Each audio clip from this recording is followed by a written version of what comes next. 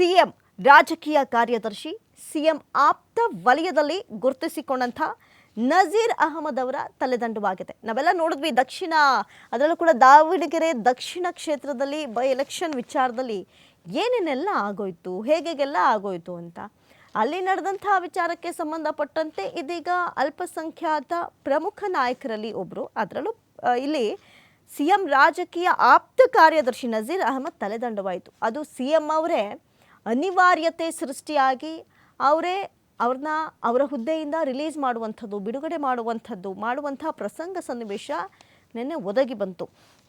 ನೋಡಿ, ಒಂದು ಕಡೆ ದಾವಣಗೆರೆ ಬೈ ಎಲೆಕ್ಷನ್ ಗದ್ದಲಕ್ಕೆ ಕಾಂಗ್ರೆಸ್ನಲ್ಲಿ ಇದನ್ನು ಎರಡನೇ ಬಲಿ ಅಂತ ಕರೀತಾರ ಅಥವಾ ಎರಡನೇ ತಲೆದಂಡ ಆಯಿತು ಅಂತ ಹೇಳ್ಬೋದೋ ಗೊತ್ತಿಲ್ಲ.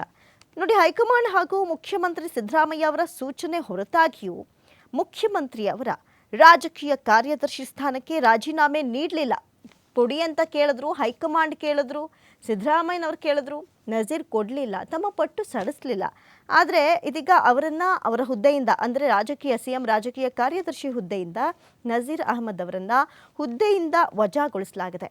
2013 ಜೂನ್ 1 ನಜೀರ್ ಅಹಮದ್ ಅವರನ್ನು ಸಿಎಂ ಸಿದ್ದರಾಮಯ್ಯ ಅವರ ರಾಜಕೀಯ ಕಾರ್ಯದರ್ಶಿಯನ್ನಾಗಿ ನೇಮಕ ಮಾಡಲಾಗಿತ್ತು. ಈ ಆದೇಶವನ್ನು ಸ್ವತಃ ಹಿಂಪಡೆಯಲಾಗಿದೆ. ಆ ಮೂಲಕ ರಾಜಕೀಯ ಕಾರ್ಯದರ್ಶಿ ಹುದ್ದೆಯಿಂದ ಬಿಡುಗಡೆ ಮಾಡಿ ಸಿಬ್ಬಂದಿ ಮತ್ತು ಆಡಳಿತ ಸುಧಾರಣೆ ಇಲಾಖೆ ಸೋಮವಾರ ತಡರಾತ್ರಿ ಈ ಆದೇಶವನ್ನು ಹೊರಡಿಸಿತು. ಇನ್ನು ನಿನ್ನೆ ಅದೆಲ್ಲವೂ ಕೂಡ ಫೈನಲ್ ಆಗೋದಕ್ಕೆ ನಿನ್ನೆವರೆಗೂ ಟೈಮ್ ಹಿಡಿತು. ನಿನ್ನೆ ಅಚ್ಚರಿಯ ಬೆಳವಣಿಗೆಗಳು ರಾಜ್ಯ ರಾಜಕೀಯ ವಲಯದಲ್ಲಿ ನಡೆದು ಹೋಯಿತು. ಒಂದಷ್ಟು ಜನನ ಕೇಳಿದಾಗ ಇದ್ರ ಬಗ್ಗೆ ನಮಗೆ ಗೊತ್ತಿಲ್ಲ, ಮಾಹಿತಿ ಇಲ್ಲ, ಇನ್ನು ಹೈಕಮಾಂಡ್ ಹೇಳ್ದಂತೆ ಅವ್ರು ಕೇಳಿರಲ್ಲ, ಅಥವಾ ಸಿಎಂ ಹೇಳಿದ್ರು ಅಲ್ಲಿ ಹೋಗ್ಬಿಟ್ಟು ದಾವಣಗೆರೆ ಬೈ ಎಲೆಕ್ಷನ್ ಇದೆ ಅಲ್ಲಿ ನಿಂತ್ಕೊಂಡು ಎಲ್ಲವನ್ನ ಸರಿಯಾಗಿ ಸಮರ್ಥವಾಗಿ ನಿಭಾಯಿಸಿ ಅಂತ ಹೋಗಲಿಲ್ಲ. ಒಂದು ಕಡೆ ಅಲ್ಪಸಂಖ್ಯಾತರಿಗೆ ಟಿಕೆಟ್ ಕೊಡಲಿಲ್ಲ ಅನ್ನುವಂಥ ಅಸಮಾಧಾನ ಅದರಲ್ಲೂ ಕೂಡ ಮುಸ್ಲಿಂ ಸಮುದಾಯದಲ್ಲಿ ಭಾರಿ ಉದ್ಭವಿಸಿತ್ತು. ಇಂಥದ್ದೊಂದು ಸಂದರ್ಭದಲ್ಲಿ ಇನ್ನು ರಾಜ್ಯ ಸರ್ಕಾರದ ಪರವಾಗಿ ಕೆಲಸ ಮಾಡಬೇಕಾದಂಥ ಒಂದಷ್ಟು ನಾಯಕರು ಇದನ್ನೇ ಭಿನ್ನಮತ ಸ್ಫೋಟವಾಗುವಂತೆ, ಒಂದಷ್ಟು ಜನ ಬಂಡಾಯ ಏಳುವಂತೆ, ವೋಟಿಂಗ್ ಟೈಮಲ್ಲೂ ಕೂಡ ಈಗ ಶಾಮನೂರು ಶಿವಶಂಕರಪ್ಪ ಕುಟುಂಬಕ್ಕೆ ವೋಟ್ ಹಾಕಬೇಕು ಅನ್ನುವಂಥ ಸಂದೇಶವನ್ನು ರವಾನೆ ಮಾಡಿದರು. ಅದರಲ್ಲೂ ಕೂಡ ಇವರೆಲ್ಲರೂ ಹೋಗಿ ಅವ್ರ ಪ್ರಚಾರ ಮಾಡೋದಕ್ಕೆ ಮುಂದಾದರೂ ಹಿಂದೆಯಿಂದ ಮಾಡಿರುವಂಥ ಕೆಲಸಗಳು ಬೇರೆ ಇದೆ, ಇಲ್ಲಿ ಬಂಡಾಯ ಏಳಿಸುವಂಥ ಕೆಲಸ ಮಾಡಿದ್ದಾರೆ ಅನ್ನುವಂಥದ್ದು ಒಂದಷ್ಟು ಆರೋಪ ಇತ್ತು. ಅದು ಕೇವಲ ಆರೋಪಗಳಾಗಿತ್ತು. ಆದರೆ ಇನ್ಸೈಡ್ ಮಾಹಿತಿ ಏನಾಗಿತ್ತು ಅನ್ನೋದು ಗೊತ್ತಿಲ್ಲ. ಇದೇ ವಿಚಾರಕ್ಕೆ ಸಂಬಂಧಪಟ್ಟಂತೆ ಅಂತಿಮವಾಗಿ ಇದೀಗ ಇಬ್ಬರ ತಲೆದಂಡವಾದಂತಾಯಿತು.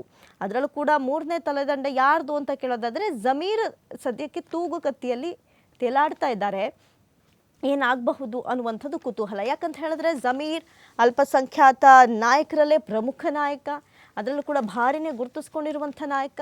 ಒಂದು ವೇಳೆ ಜಮೀರ್ ಅಹಮದ್ ಅವ್ರನ್ನೂ ಇದೇ ರೀತಿಯಾಗಿ ಏನೋ ಒಂದು ಕಡೆ ಅವ್ರನ್ನ ಸಂಪುಟದಿಂದ ಕೆಳಗಿಳಿಸುವಂಥ ಪ್ರಯತ್ನನೋ ಅಥವಾ ಅವ್ರನ್ನ ನೆಗ್ಲಿಜೆನ್ಸೋ ಮಾಡಿದ್ರೆ ಬ್ಯಾಕ್ ಟು ಬ್ಯಾಕ್ ಎಲೆಕ್ಷನ್ಸ್ಗಳಿದೆ. JB ಆಗಿರ್ಬೋದು, ಜಿಲ್ಲಾ ಪಂಚಾಯತ್, ತಾಲೂಕ್ ಪಂಚಾಯತ್, ಹೀಗೆ ಸಾಲು ಎಲೆಕ್ಷನ್ ಇದೆ. ಜಮೀರ್ ಅವ್ರನ್ನ ಕಳ್ಕೊಳ್ಳೋದು ಅಷ್ಟು ಈಸಿ ವಿಚಾರ ಅಲ್ಲ. ವೋಟ್ ಬ್ಯಾಂಕ್ ಇದೆ, ಫ್ಯಾನ್ ಫಾಲೋವರ್ಸ್ ಇದೆ, ಜಮೀರ್ ಹೇಳೋದನ್ನು ಕೇಳುವಂಥ ಜನಸಂಖ್ಯೆ ಜಾಸ್ತಿ ಇದೆ. ಹಾಗಾಗಿ ಈ ಅಲ್ಪಸಂಖ್ಯಾತ ಸಮುದಾಯದಲ್ಲಿ ಅತಿ ಹೆಚ್ಚಾಗಿ ಗುರುತಿಸಲ್ಪಟ್ಟಿರುವಂಥ ನಾಯಕ ಅಂದರೆ ಅದು ಜಮೀರ್ ಅಹಮದ್. ಹಾಗಾಗಿ ಹೈಕಮಾಂಡ್ ಅವ್ರನ್ನ ಬಿಡೋಂಗೂ ಇಲ್ಲ. ಈಗ ಆಗಿರೋ ವಿಚಾರನ ಸೂಕ್ಷ್ಮವಾಗಿ ಪರಿಗಣಿಸುವಂಥ ಸಿಚುವೇಶನಲ್ಲಿದೆ. ಅದು CM ಅವ್ರಿಗೂ ಗೊತ್ತು. ಹಾಗಾಗಿ ಸದ್ಯಕ್ಕೆ ನಿನ್ನೆ ನಡೆದಂಥ ಅಪ್ಡೇಟ್ಸ್, ರಾಜಕೀಯ ಬೆಳವಣಿಗೆಗಳ ಪ್ರಕಾರ ನಿನ್ನೆ CM ರಾಜಕೀಯ ಕಾರ್ಯದರ್ಶಿ ನಜೀರ್ ಅಹಮದ್ ಅವರ ತಲೆದಂಡವಾಗಿದೆ. ಇನ್ನು ಮುಸ್ಲಿಂ ಮಹಾನಾಯಕ ನಾನಲ್ಲ, ದ್ರೋಹಿಗಳ ಹೆಸರೇಳಿ ಅಂತ ಜಮೀರ್ ತಿರುಗೇಟನ್ನು ಕೊಟ್ಬಿಟ್ಟಿದ್ದಾರೆ. ನೋಡಿ, ನಾನು ಆಗಲೇ ಹೇಳ್ತಾ ಇದ್ದೆ, ಜಮೀರ್ನ ಎದುರಾಕೊಳ್ಳೋದು ಕೂಡ ಅಷ್ಟು ಈಸಿ ವಿಚಾರ ಅಲ್ಲ ಸದ್ಯಕ್ಕೆ ಕಾಂಗ್ರೆಸ್ ಇರುವಂಥ ಸಿಚುಯೇಷನಲ್ಲಿ. ದಾವಣಗೆರೆಯಲ್ಲಿ ಪಕ್ಷ ವಿರೋಧಿ ಕೆಲಸ ಆರೋಪಕ್ಕೆ ತಿರುಗೇಟು ಕೊಟ್ಟಿದ್ದಾರೆ. ಒಂದಷ್ಟು ಆರೋಪ ಇದೆ ಇವ್ರ ಮೇಲೆ, ಪಕ್ಷ ವಿರೋಧಿ ಚಟುವಟಿಕೆಗಳಲ್ಲಿ ಭಾಗಿಯಾಗಿದ್ರು ಅಂತ ನಜೀರ್ ಅಹಮದ್ ಅವ್ರ ತಲೆ ಮೇಲೂ ಕೂಡ ಬಂದಿದ್ದದೆ. ಹಾಗಾಗಿ ಒಂದು ಕಡೆ ಜಬ್ಬಾರ್, ಒಂದು ಕಡೆ ನಜೀರ್ ಅಹಮದ್, ಮತ್ತೊಂದು ಕಡೆ ಇದೀಗ ಜಮೀರ್.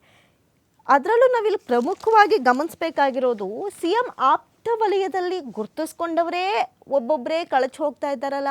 ಯಾಕೆ? ಇದರಿಂದ ಯಾರ್ದಾದ್ರೂ ಕೈವಾಡ ಇದೆಯಾ, ಹಾಗೆ ಹೀಗೆ ಅನ್ನುವಂಥ ಒಂದಷ್ಟು ಗುಸು ಓಡಾಡ್ತಾ ಇದೆ. ಆದರೆ ಹಿಂಗೆ ಆಗುತ್ತೆ, ಹಿಂಗೆ ಆಗ್ಬಿಟ್ಟಿದೆ ಅಂತ ಹೇಳೋಕ್ಕಾಗಲ್ಲ. ಆದರೆ ಇಲ್ಲಿ ನೋಡಿ, ಯಾವಾಗಲೂ ನಾಯಕತ್ವ ಗೊಂದಲ ವಿಚಾರದಲ್ಲೂ ಕೂಡ ಆಪ್ತ ವಲಯದಲ್ಲಿ ಗುರುತಿಸ್ಕೊಂಡಂಥ, ಅದರಲ್ಲೂ ಅಲ್ಪಸಂಖ್ಯಾತ ಸಮುದಾಯದ ನಾಯಕರು ಒಬ್ಬೊಬ್ಬರಾಗೆ ಹೋಗ್ತಾ ಇರೋದು.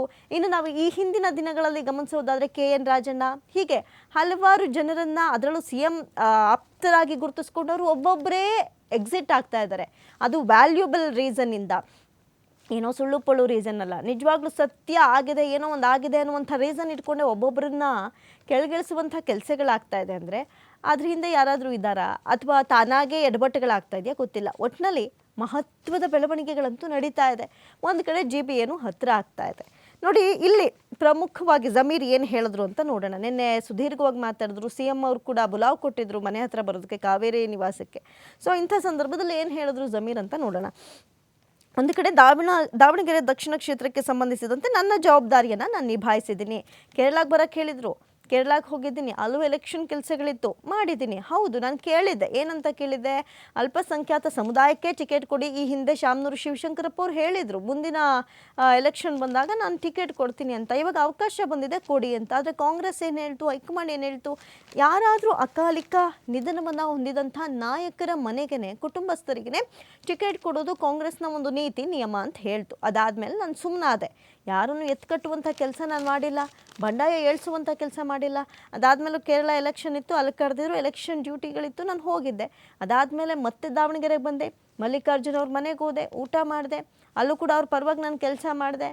ಹಾಗೆಲ್ಲ ಅಸಮಾಧಾನ ಇದ್ದಿದ್ರೆ ಇದನ್ನೆಲ್ಲ ಮಾಡ್ತಿದ್ನ? ಹೌದು, ಹೇಳಿದ್ದೆ, ಅಲ್ಪಸಂಖ್ಯಾತರಿಗೆ ಟಿಕೆಟ್ ಕೊಡಿ, ಗೆಲ್ಲಿಸ್ಕೊಂಡು ಬರ್ತೀನಿ ಆ ಕ್ಷೇತ್ರನ. ಗೆಲ್ಲಿಸಲಿಲ್ಲ ಅಂದರೆ, ಒಂದು ವೇಳೆ ನಾನು ಬಹಳಷ್ಟು ಮುಖ್ಯವಾಗಿ ನಿಂತಂಥ ಒಂದು ಕ್ಷೇತ್ರ ಏನಾದರೂ ಗೆಲ್ಲಿಲ್ಲ ಅಂದರೆ ನಾನು ಬೇಕಾದರೆ ರಾಜೀನಾಮೆ ಕೊಡ್ತೀನಿ ಅಂತಲೂ ಹೇಳಿದ್ದೆ. ಅಷ್ಟರ ಮಟ್ಟಿಗೆ ನನಗೆ ವಿಶ್ವಾಸ ಇತ್ತು, ಖಂಡಿತ ಗೆದ್ದಿಸ್ಕೊಂಡು ಬರ್ತಾ ಇದ್ದೆ ಅಂತ. ಯಾಕಂತ ಹೇಳಿದ್ರೆ ದಾವಣಗೆರೆಯಲ್ಲಿ 75,000 ರಿಂದ 80,000 ಓಟು ಅಲ್ಪಸಂಖ್ಯಾತರದ್ದೇ ಇದೆ. ಹಾಗಾಗಿ ಜಮೀರ್ ಬಹಳಷ್ಟು ಆತ್ಮವಿಶ್ವಾಸದಿಂದ ಹೇಳಿದ್ರು, ಕಾಂಗ್ರೆಸ್ ಮಣೆ ಹಾಕಲಿಲ್ಲ, ಆಮೇಲೆ ನಾನು ಬಿಟ್ಟೆ ಅಂತ ಹೇಳ್ತಾ ಇದ್ದಾರೆ. ಜೊತೆಗೆ ಆರೋಪ ಮಾಡುವವರು ಪಕ್ಷದ ವಿರುದ್ಧ ಯಾರು ಷಡ್ಯಂತ್ರ ಮಾಡ್ತಾರೆ, ಯಾರೋ ಬೆನ್ನಿಗೆ ಚೂರಿ ಹಾಕಿದ್ದಾರೆಂದು ಹೆಸರು ಹೇಳಿದೆ ಅಂತ ಸಚಿವ ಜಮೀರ್ ಅಹಮದ್ ಖಾನ್ ಈ ಸಂದರ್ಭದಲ್ಲಿ ಸವಾಲ್ ಹಾಕಿದ್ರು. ಅಲ್ಲದೆ ಮುಸ್ಲಿಂ ಮಹಾನಾಯಕ ನಾನಲ್ಲ ಅಂತ ಸ್ಪಷ್ಟಪಡಿಸಿದ್ದಾರೆ. ನೋಡಿ, ಎಲ್ಲದಕ್ಕೂ ನಾನೇ ಆಗಬೇಕು, ನನ್ನಿಂದಲೇ ಆಗಬೇಕು, ನನ್ನಿಂದಲೇ ಎಲ್ಲವೂ ಅಂತ ನಾನು ಯಾವತ್ತೂ ಹೇಳ್ಕೊಂಡಿಲ್ಲ. ನಾಯಕ ಆಗಬೇಕು ಅಂತ ನಾನು ಬಂದಿಲ್ಲ. ನಾನಿಲ್ಲಿ ಬಂದಿರೋ ಜನಸೇವೆ ಮಾಡೋದಕ್ಕೆ. ನಾನು ಜನಸೇವೆ ಮಾಡೋದಕ್ಕಷ್ಟೇ ಬಂದಿದ್ದೀನಿ. ನಾನು ಆ ಕೆಲಸನ ಕರೆಕ್ಟಾಗಿ ಮಾಡ್ತಾ ಇದ್ದೀನಿ. ಯಾರನ್ನು ಎತ್ಕಟ್ಟುವಂಥ ಕೆಲಸ ನಾನು ಮಾಡಿಲ್ಲ, ಅಂಥ ಆರೋಪನ ಹೊತ್ಕೊಳ್ಳೋಕ್ಕೂ ನಾನು ರೆಡಿ ಇಲ್ಲ ಅನ್ನುವಂಥ ಒಂದು ಸ್ಪಷ್ಟ ಸಂದೇಶವನ್ನು ಖಡಕ್ ಆಗಿ ನೆನ್ನೆ ಜಮೀರ್ ಅವರು ಕೊಟ್ಟರು. ಇನ್ನು ಈ ಮೂಲಕ ರಾಜಕೀಯ ಕಾರ್ಯದರ್ಶಿ ಹುದ್ದೆಯಿಂದ ಬಿಡುಗಡೆ ಮಾಡಿ ಸಿಬ್ಬಂದಿ ಮತ್ತು ಆಡಳಿತ ಸುಧಾರಣೆ ಇಲಾಖೆ ಸೋಮವಾರ ತಡರಾತ್ರಿ ಆದೇಶ ಹೊರಡ್ತಲ್ಲ, ಆ ವಿಚಾರಕ್ಕೆ ಸಂಬಂಧಪಟ್ಟಂತೂ ಕೂಡ ಪ್ರತಿಕ್ರಿಯೆ ಕೊಟ್ಟರು. ಅವ್ರನ್ನೂ ಕೂಡ ಎಲೆಕ್ಷನ್ಗೆ ಅಲ್ಲಿ ದಾವಣಗೆರೆಗೆ ಹೋಗಿ ಬನ್ನಿ ಅಂತ ಹೇಳಿದ್ರಂತೆ, ಆದರೆ ಅವ್ರು ಹೋಗಿಲ್ಲ. ಇದೇ ವಿಚಾರಕ್ಕೆ ತಲೆದಂಡ ಆಗಿರಬಹುದು ಅಂತ ಈ ಸಂದರ್ಭದಲ್ಲಿ ಹೇಳಿದ್ರು. ಜೊತೆಗೆ ಸುದ್ದಿಗಾರರೊಂದಿಗೆ ಮಾತನಾಡಿ ಒಂದಷ್ಟು ವಿಚಾರಗಳಿಗೆ ಸಂಬಂಧಪಟ್ಟಂತೆ ಮಾತನಾಡಿದ್ರು. ನಾನು ಅಬ್ದುಲ್ ಜಬ್ಬಾರ್ ಅವರಿಗೆ ಟಿಕೆಟ್ ನೀಡಿ ಅಂತ ಎಲ್ಲೂ ಹೇಳಿಲ್ಲ.